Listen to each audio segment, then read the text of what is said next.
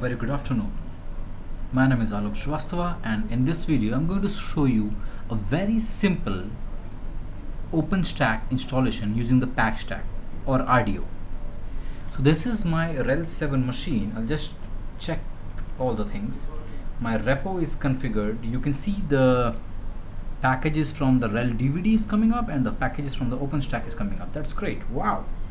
Now I'll just do a very simple yum install OpenStack packstack. Those who are familiar with the OpenStack RDO installations knows the importance of the packstack.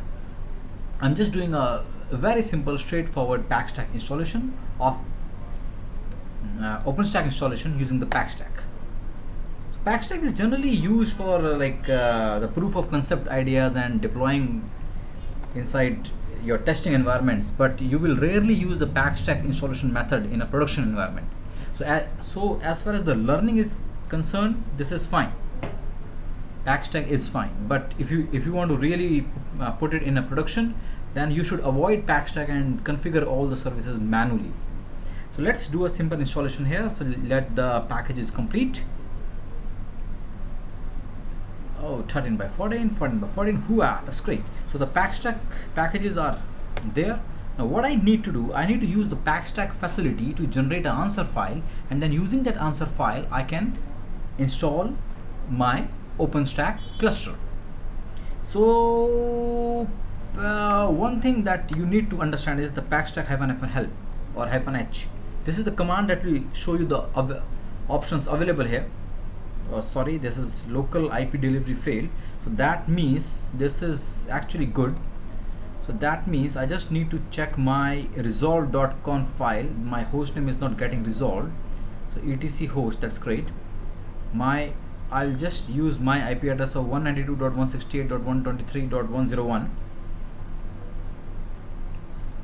and my host name is server 1A. What I do, I just added it. I'll show you why this comes. 192.168.123.101 server 1-a.example.com server 1-a. So this will, though the name is getting resolved, but you will still get this error, right? So what you need to do, you need to just go in the resolve.conf file and write your address. Very simple. Rather than using some other address, you can simply ignore this and just write name server or your IP address or loopback. 127.0.0.1 will do, or your IP address will do. So in my case it will be 192.168.123.101, right? So I suppose this is my IP address 101. Let me check. Perfect. So that means now I should not be getting this error, local IP address delivery failed. Perfect. Now I'm getting all the options. So this is a very good small troubleshooting when you will be installing your OpenStack. Then make sure you have an entry of your name server in your resolve.conf, otherwise it's going to give you error. So I can use all these options, but right now I'm just going to use to generate an answer file, and then using that answer file, as I have told you, I'll be installing the packstack. So there's a very simple option here, -gen -answer file. Let me show this to you. Here it is. So the first option that I'm going to use is this. I will be using gen answer file to generate an answer file. I can copy this option. Fair enough. Packstack, paste it, and then the file name, root, say networknuts, or say just make it answer.txt, anything. My answer.txt. This is going to create an answer file here in my home directory, or the path that you had mentioned here. Now because I'm going to do a very simple installation, practically the whole OpenStack is divided into 3 major components. Yes, you are right. The control, the network, and the compute. But right now I am just configuring all the OpenStack cluster components on this single machine. So what I do here, I'll just open my answer.txt, and I need to generate an answer file also. So my SSH keys. So if you see here, it doesn't have a path here, right? So best thing is that you should first generate your keys here, SSH-keygen. Leave the default, don't give any passphrase. Fair enough. and you know that by default your keys goes inside your root.ssh folder. Now generate the answer file once again. Now the magic is that if you open the answer file, you will see the path coming up here. So that makes my life much more easier, and it will be much more easy to install the packstack. Now I'm just going to change some very simple or the basic stuff here. So check for a couple of options like your say I just move around a bit, check the admin password. So search for the word admin. Can you see the config keystone admin password? This is the password that you are going to use to log in into the OpenStack dashboard. Do not confuse the password with token. You need to change the password, not the token. So here I give Red Hat as the password. Fair enough. Let me check for the word compute. My compute node will be my IP address. Fair enough, because I'm going to do everything on the same machine. If your network node is different, then please change the IP here. Okay, and look for the word SSL, because I'm going to configure SSL for the dashboard.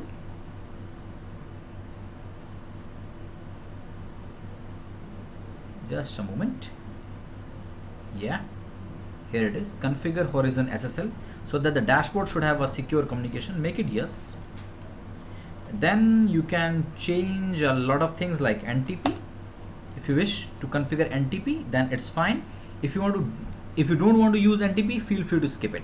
So I'm just skipping this NTP. Make sure you have a demo, should not be there.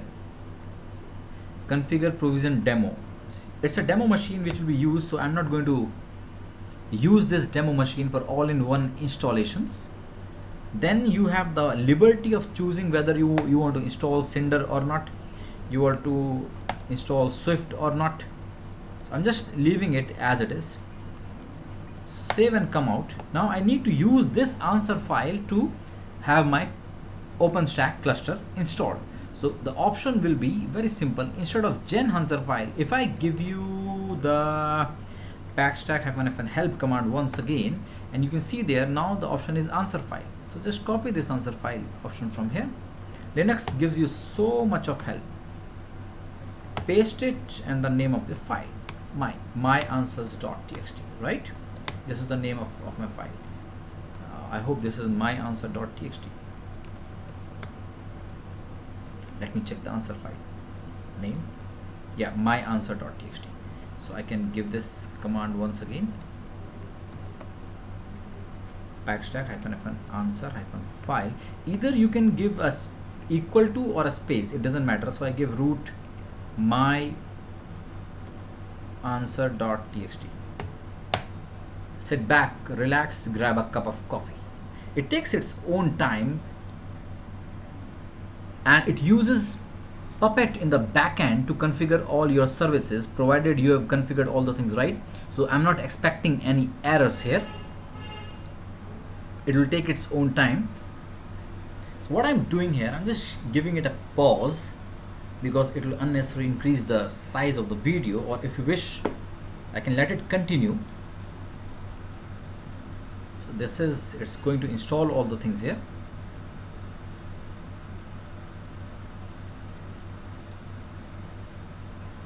And because it's based on Puppet, so we have an idempotence behavior automatically built in with Puppet. That means if you had already installed the Puppet on the same machine, install the OpenStack on the same machine, and then after modifying something in the answer file, you're trying to install it again, so it's going to change only the changes that you have made. Rest all of the OpenStack cluster installation will be same. So that saves you time.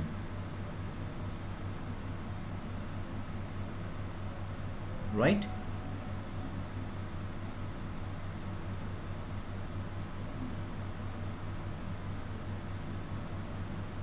So let's wait for a moment, or I can pause it. I'm pausing it, and then we'll continue it, right?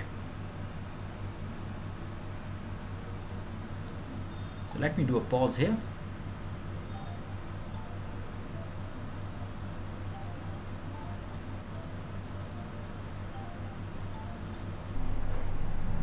Perfect.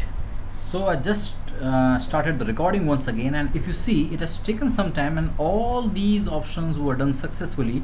There was no error, and once the OpenStack is installed, it will give you a message also that you can check the log here, your username and all the things. That's great.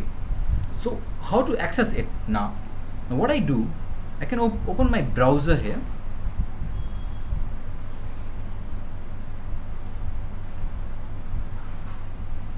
Let me make the screen adjusted for you. Now you can see the screen. Perfect. Make it more smaller so that you'll be able to check it. Sorry. Yeah, there it is. So in my browser, if I write https://server1a dashboard, perfect, secure connection failed. So I'll just try with http. Oh, because there must be a error here from server 1. So what I do, I just remove the existing certificate.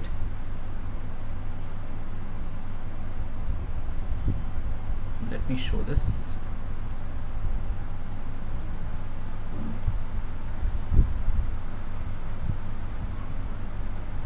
There must be some, here it is. Just remove this and try to accept it once again. So if I write here, just close the browser, open the browser once again.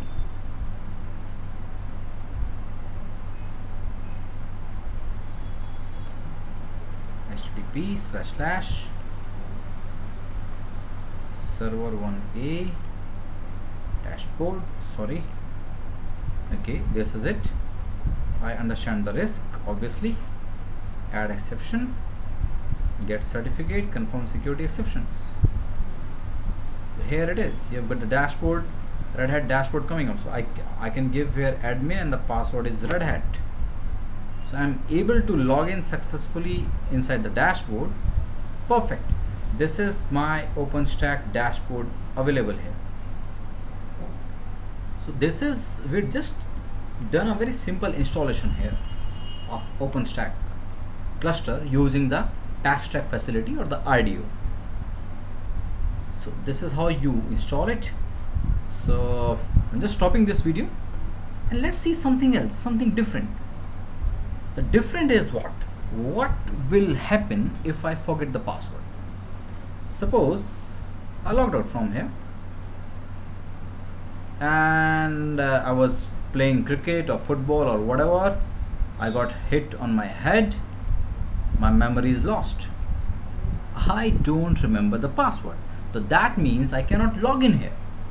Now here comes the story. The main trick or the main thing that I wish to share with you. What will happen if you share the password? Wow. Now let's see. It's very simple here. Not simple, it's very actually easy stuff, but you need to take care of a lot of things. So when you don't remember the password, that means you cannot log in the dashboard, right? That means I cannot go beyond this. I cannot go beyond this. That means I cannot go server 1a. I cannot go beyond this because I don't remember the password. Now, how to break the password of OpenStack cluster? So you should start by getting the service token value from etc's keystone.conf file. So I can just simply give a command grep-e admin token, check for this value, admin token from etc keystone.conf file. This is the admin token value, right? So just copy this admin token value, remember this, right? The value of the token is actually set to this 0b8f so that it can be passed with a service endpoint URL. If you are familiar with the OpenStack, then you must be knowing about the endpoint, and endpoints, you can consider it or think of it as the port number where the service is going to hit. So the admin token is the value that is passed with the service endpoint URL to the keystone. So what I do, I copy this. That's great, right? Now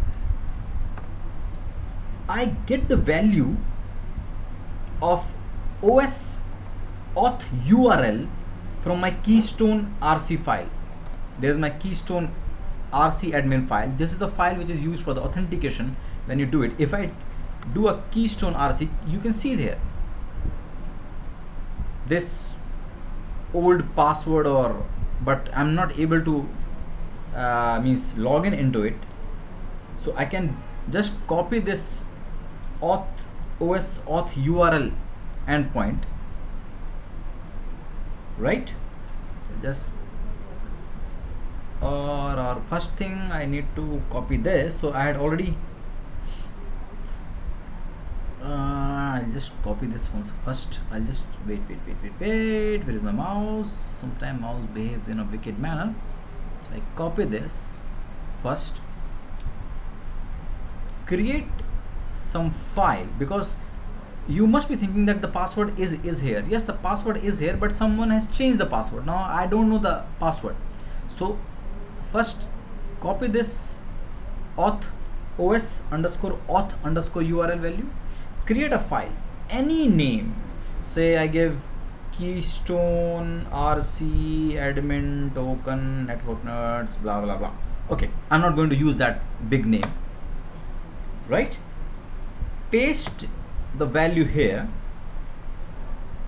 and if you remember, we had already right here export OS service token. That this you need to remember value.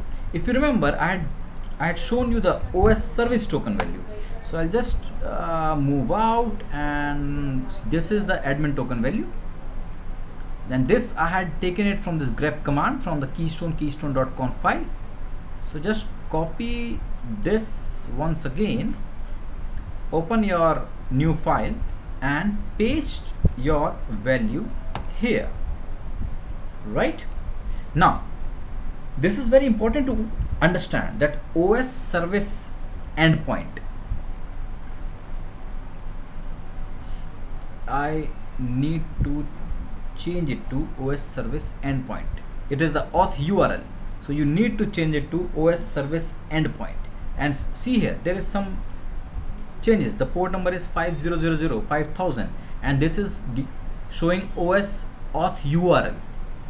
You should remember that I cannot put my token to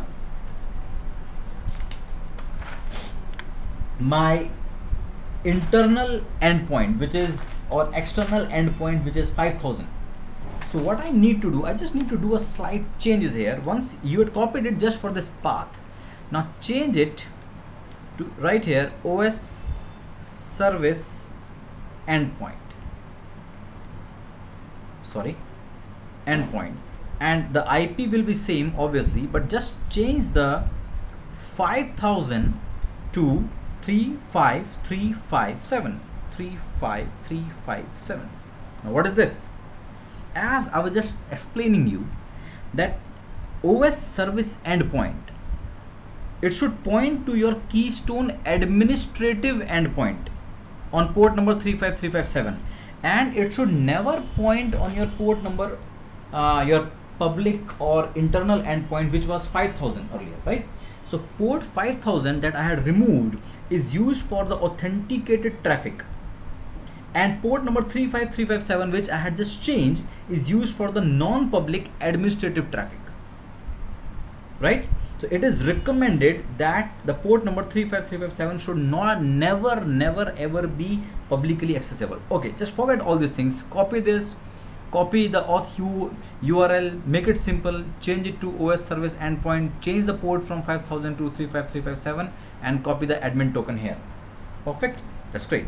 Now source the file, source keystone RC admin token, right? So it means the new configuration is in place. Now change the password. How to change the password? It's very simple. Keystone user password update, and then the command, the username admin. Give the new password. Say I'm giving the new password at networknuts, networknuts, networknuts. Perfect. So the new password has been changed. Now because these two variables I had used, if you remember, these are the two variables that I had used, keystone admin token, right? These, so I need to unset this. So unset OS service token